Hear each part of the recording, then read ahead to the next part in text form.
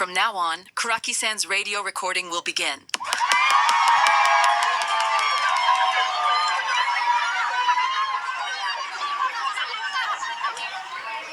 No illusions to live by!I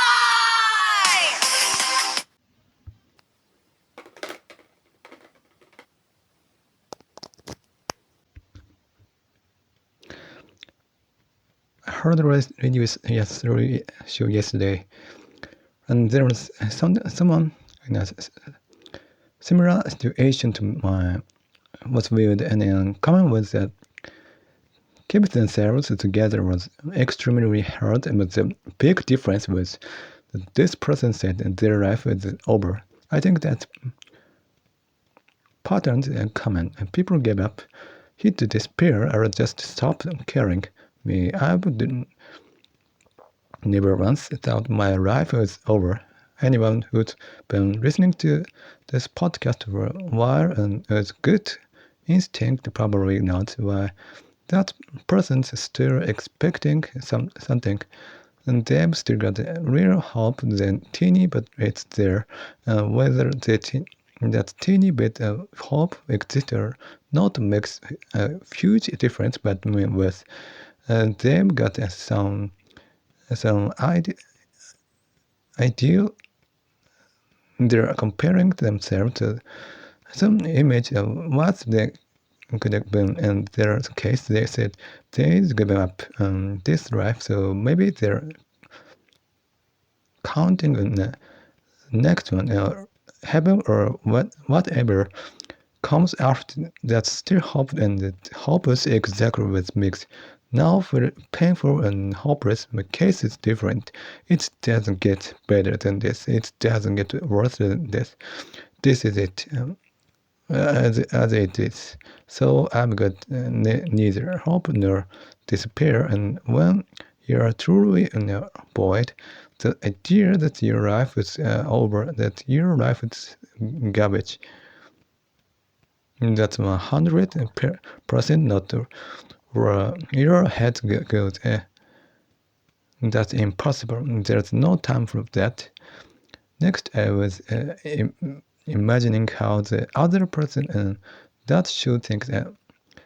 I imagined that I'd see if I were in their place towards the end of the show. I was imagining saying, I didn't say it out loud, that I think you should be the one thing I put first. I got no answer for that. I couldn't figure out what I'd say. Then I was imagining going to karaoke with friend, wondering how I should acted then, or how I'd have acted if I'd gone with a girlfriend. My head goes there, even though I'm not free at all. I guess there's some regret behind it. It always comes back to that karaoke moment. I also thought even people who aren't mentally fragile, even people who aren't falling apart, maybe they're working hard to hold themselves together. That person on the show was trying different things to keep from breaking. Next, the religion thing.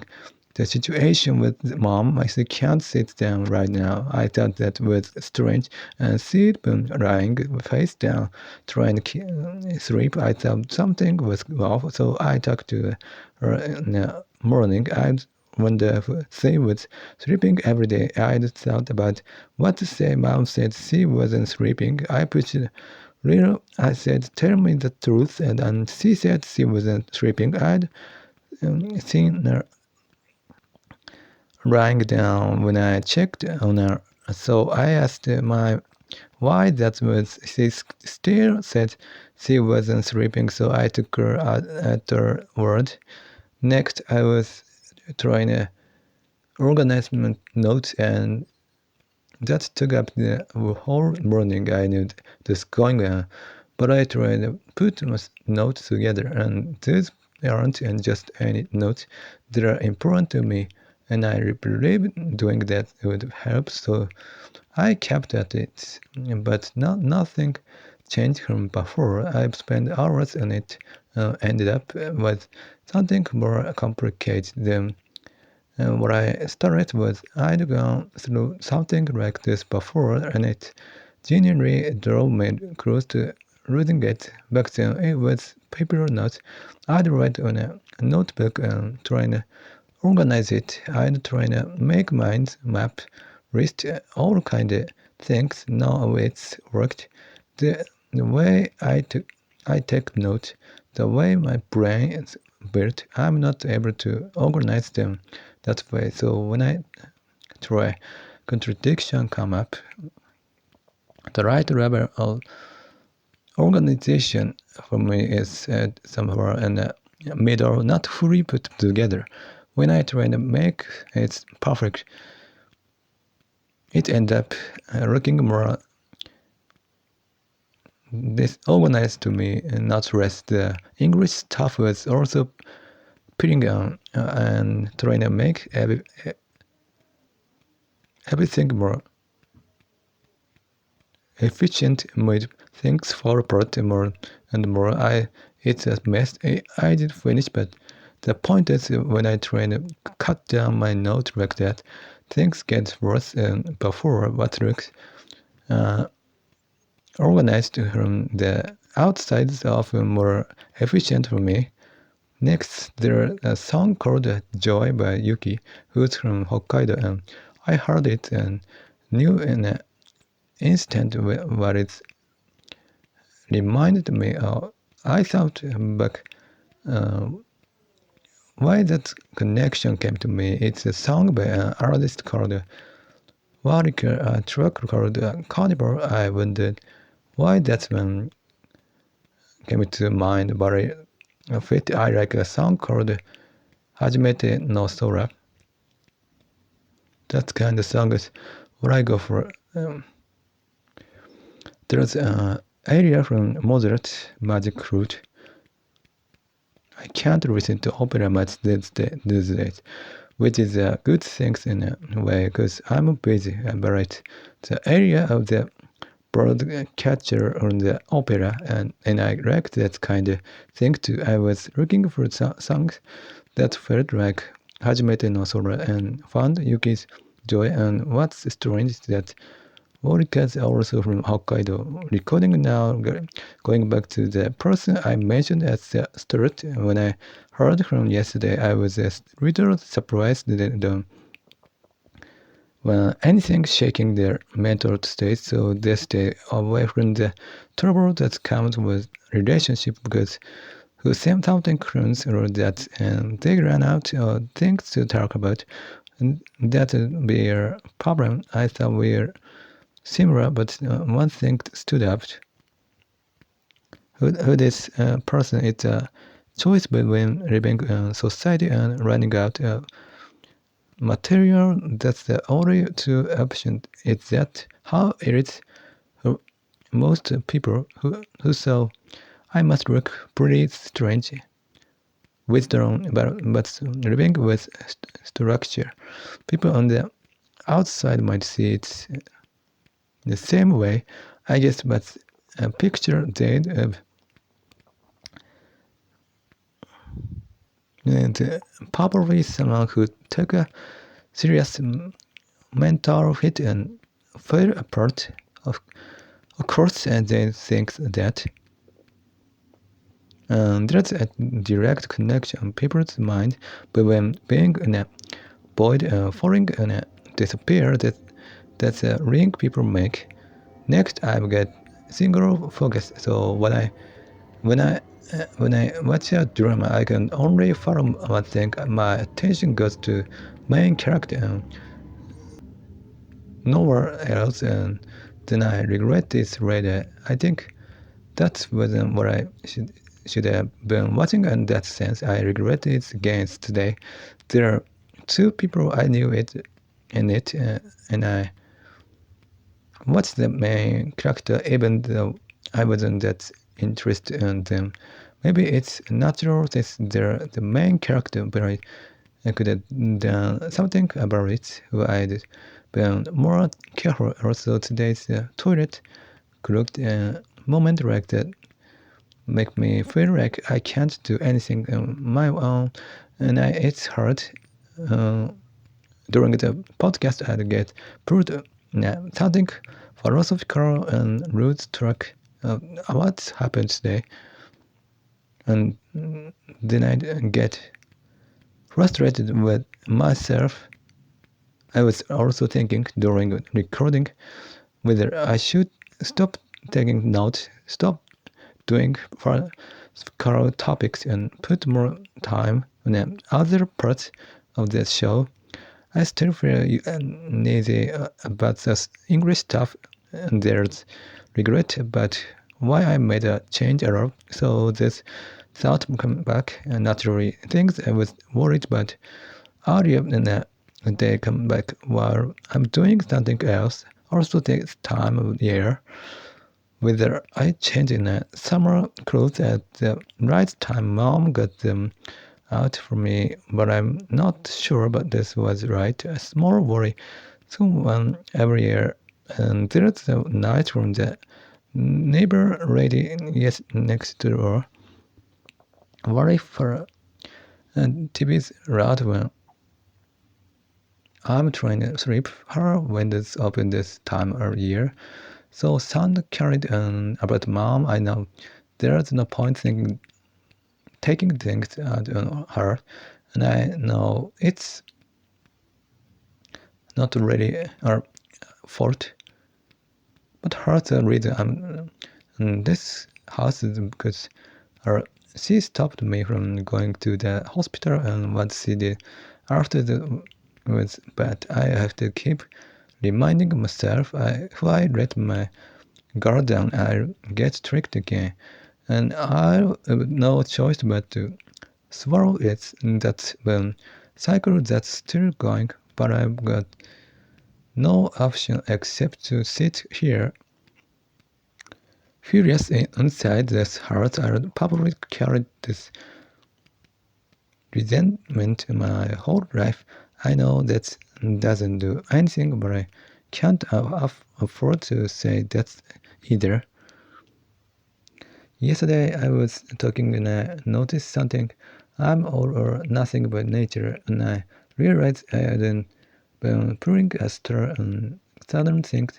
I hadn't been saving them as festival favorites. So now I'm not marking this, then why am I marking anything? That's threw off my whole standard. I thought I'd been capturing everything, but now the standard was completely unstable, and then the question becomes, do I even need to keep doing what I've been doing? I could keep going, but I'm not going to note down everything from daily life. I've gotten myself in a real mess with this. Also, sometimes in dreams, I become someone else. I once had the feeling of being a baby. No, wait, it was the feeling of being mom when I was born, being wrapped in that kind of happiness at the moment of birth. Something I'd never felt before in my life. People who believe in certain things would probably connect that to something. That strange experience has been with me. It also happened while awake. I sometimes take on someone else's perspective, rarely watching a live performance of the feeling like, so this is what it's like to be an idol. Something I never felt before. That's not something you get from just imagining it. I also keep looked up who actually decided idol song from audition to production. Especially for Nogizaka, I checked the reputation of their latest song too, and there's an artist who hasn't been on TV much. I looked at why, but couldn't really figure it out.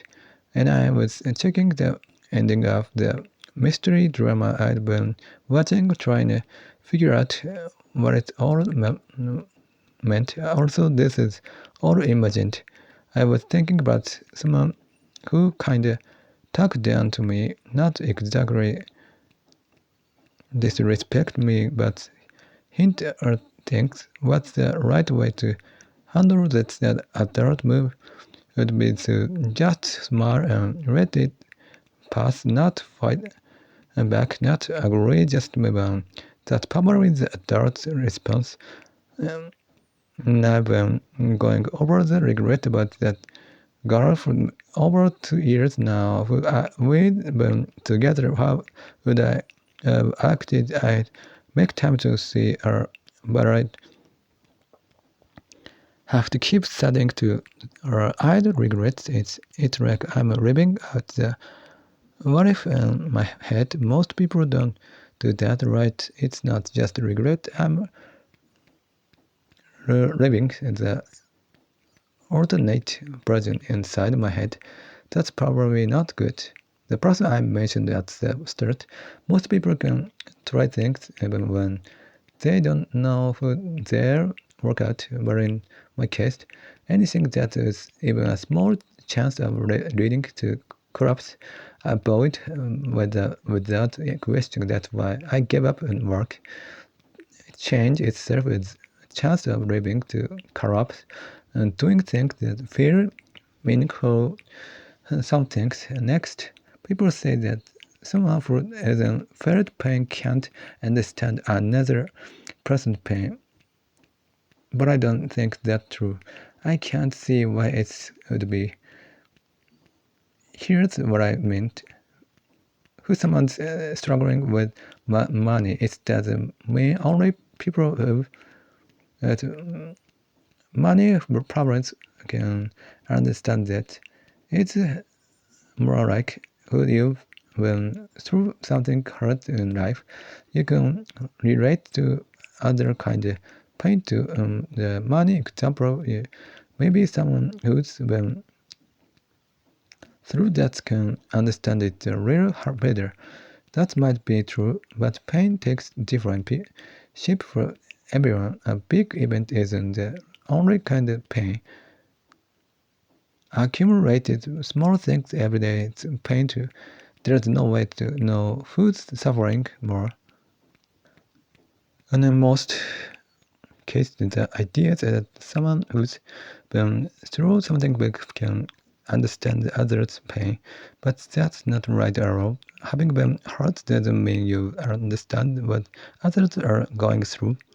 What's matter more whether someone can reason through it, whether they've got the ability to feel what someone else is feeling. That's what connects to understanding another person.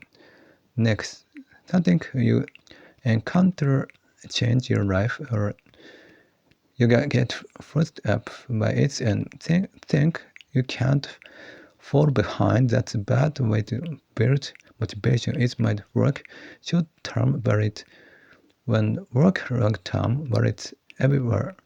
That person inspired me, and now I push myself, wanting to prove someone wrong with the same thing, getting fired up by music or movie. Same, it's a moment of being in a mistaken state. You're emotionally activated and you mistake that for drive. So later you wonder why did I even start this? And then you need a new source of that feeling. You start needing something to fire you up again. That happened to me before. That's why doing something about motivation scared me. That's kind of drive went out. Starting something because you feel motivated, that's wrong. What works for me, the opposite. Now drive feeling pushed down and doing it anyway. That was rest. Anything that heat up will cool down. I've got no intention of using emotion as fuel. If I did, someone as unstable as me, my feelings flip completely, And if my action stopped every time that happened, things would fall apart. In other words, using want to and don't want to as your guide will break you. What I wanted to before might change. What I wanted to might change. The basis I honestly don't want to be arrived, so there's nothing I honestly want to do, or I'm not in a state where I can not live, I arrive, so I have to live. That's a strange thing to say, but that's it. I'll be honest there. The part of me trying to convince myself I have to live, putting that aside, who I adapt I don't wanna do it, so I want daily life stop working. But when I'm forced to room, the energy that comes out is something else. Who I had to stand up every day, every single moment, and think, okay, I have to start now.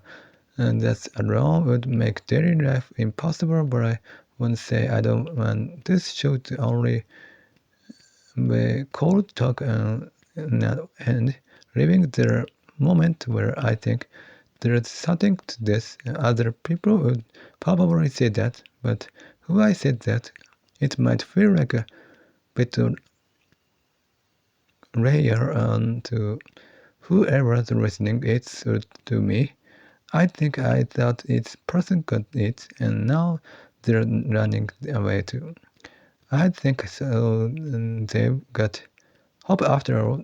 And if I start saying something like that, if I start saying life isn't so bad, you want roots anything by living. That's probably me. Upstates that just a mood. Who I say something hopeful indicates the sign I'm a little high. Watches with some eyes. Something I noticed before is even as a way to pass time.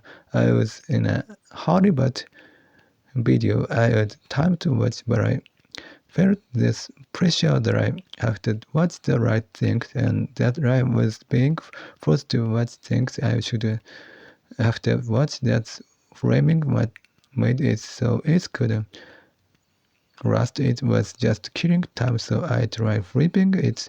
I told myself I had to watch, and I picked and choose from that angle, but I had no mental breathing room. Now I'm watching without speeding things up, and there's some ease to it. I'm not asking what's the point of watching this is, and that's turned out to be the better choice before, and that's present mental state. I'd be speaking through things. Things this isn't worth watching. Cutting things out, but doing it casually turn out to be better. Things I've cut before I watch now. And it's often right, so the things I said about motivation I connect here. I'm not supposed to use emotion as fuel, but if I use I wanna watch and don't wanna watch as my guide, I watch things wrong, watching at the low rut levels what works now.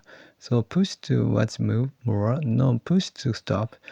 From there, somehow the choice I make while watching casually end up being right, or at least that's how it feels. Maybe that's just what I'm telling myself, but trying to cut out the waste is exhausting. It stopped my action. It's too much bad road. When I start asking what's the point of this, I start going circles, watching rudely cut out that noise when there's no meaning being assigned, no heat built up, and that choice stay stable. Next, who you do this things are look at this person rather follow this book and you'll be fine. The whole effort and wrote story things turn out this way, because that there's all of something common. They're all stories their illusion, and there's another side. When something bad happened, it was because that. It was because I met that person back then. People connect things I was thinking about that earlier. I can't remember the exact moment, but I was connecting a past trauma to something and then connecting that trauma to something even further back. And I was reading a story because that happened. That other things happened. I can't explain just how frightening that is. Also going back to what I said at the start, the person I mentioned gave up a relationship. Someone told them they didn't look like they couldn't date. I was the same things at the hospital without knowing anything about me. They'd tell me to just go to the welfare center. The doctor would tell me to stop hesitating, get to the center already. Nothing but the temperate response. Isn't that the same kind of violence? The person with the background, the reason they ended up that way. Yet the hospital people acted like they should have known that without being told. That was violent. I don't think I was just being too sensitive. It was violent, forcing me to go to the center. It ignored the other person's pain. It erased what was individual about me. It took away my choice. It was forcing an answer from the outside onto me. That's why it was violent. It's like saying you're wrong. That's also why it makes me so uncomfortable when someone who's struggling financially sees someone who isn't and say that their life is going well. Everyone has their own kind of suffering. You can't tell who's suffering more. That's also kind of violence, not seeing the other person's inside. Next, the things people find interesting. Some people get down to strange things, and that's interesting. Someone drawn to the shape of the bullet train. I also heard recently about someone who find it fascinating that the stone of ruin and world heritage sits the exposed visible on a surface, but there must be some kind of standard, right? With art, people's preference trying to close a cluster. There are shapes and color people are genuinely drawn to, but there is also individual taste, and that's where good and bad, like and dislike come from. Yet some people's interest go way off from what most people would pick, and people imagination makes this even more complicated. People in project on the things to turn them into something human-like. So behind an object, there single person some way. They're treating it like a person, which makes you think, why not just look at an actual person? But I guess that's not possible from them. That's why anime exists. That's why VTuber exists for this person. The object of interest is a human, and it's not just the design or the art. They're drawn to it's the way you'd be drawn to a person. Apparently, anime character and fictional character are predictable, while real people aren't. That's a part of it. Character of fixed trait. That reason, that's true. Then the reason the same as why some people with developmental condition are drawn to train of regulatory. That's a connection. I've never heard it explained that way, but that's the reason. It's interesting. In other words, it's an object that when betray you. That's what it is to them. People have the ability to fill blanks to complete what's missing. You can picture it the way you want. Maybe leaving detail out, let you enjoy the space. But when, of course, people with developmental condition are those who struggle with normal social connection. I get why they'd be drawn to object or character, but the way some people are interested in object romantically, that's something I would find strange. To what's odd to me is that I've had such a hard time with people my whole life, and yet I've never become someone who hates people, and my interest hasn't shifted toward objects. What is that I'm not interested in objects and anime, and yet I'm also not exactly interested in people in a usual sense, but I am interested in people, multiple people going deep, wanting to get closer, wanting closeness with someone of the opposite sex too. That's animal instinct, wanting to get along, wanting to be liked, wanting to close that distance, making friends. That's what people do. In my case, that's not there.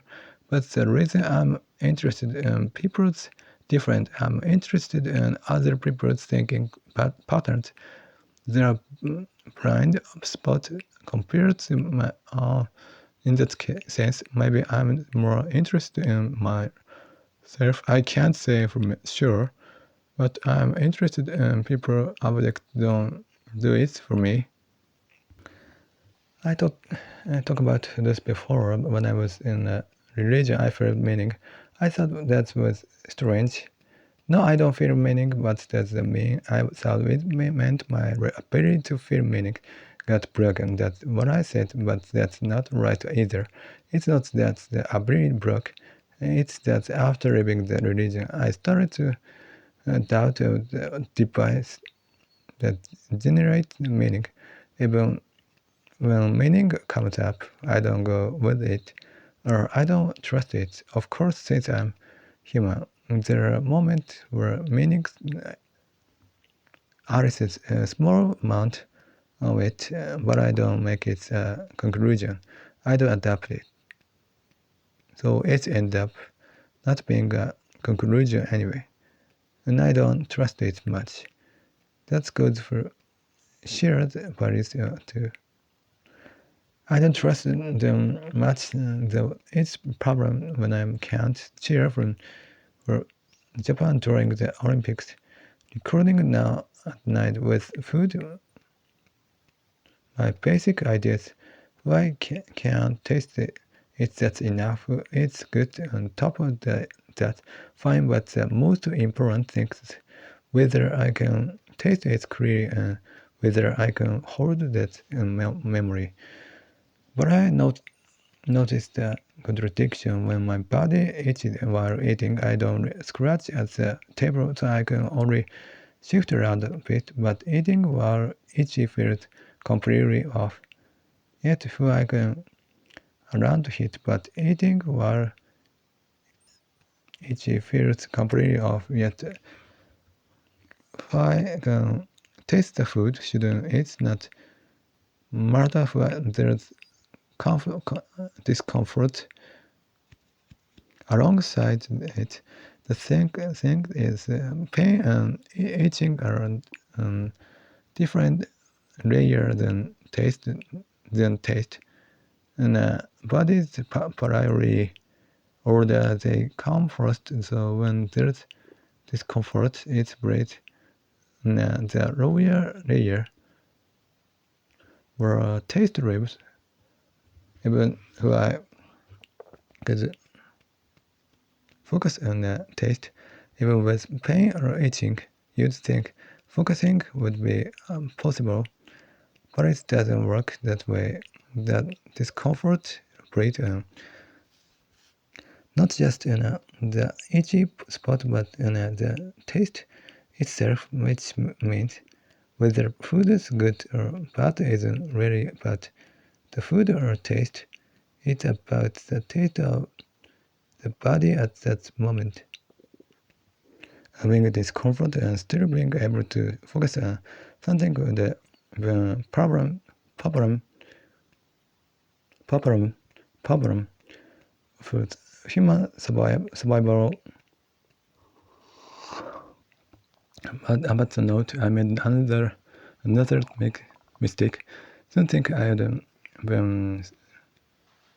started or saved as favorite recently. I had moved some wrong note from before in a document thought I had favorite them, but I forgot when I went through everything I found a bunch that weren't favorite. I didn't know which ones to add since they were old, so in the end, I added all them. It's a disaster. I feel pathetic, frustrated. There's huge pile of favorites that were things at recording at night. There's someone who stopped being involved in relationship listening to them. The reason they give now is different from what they said before and different from before that, but maybe that just means they've gotten better at putting it in a word, or maybe the reason is actually changed. But here's the thing: getting better at planning something might mean you want to build a reason in a shape, that's all, which would mean the reason before and reason now are both not the real reason, or even when the view seems to have clearly changed from before to now.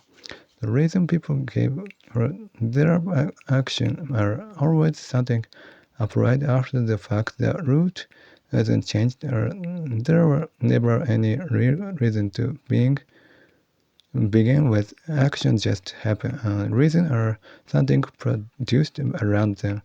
There's no original reason. When I hear this kind of things, my reactions wait didn't you say something different before I done that contradiction. I think that's partly right. I also think the way you explain something should at least be consistent in itself, and I want that to hold.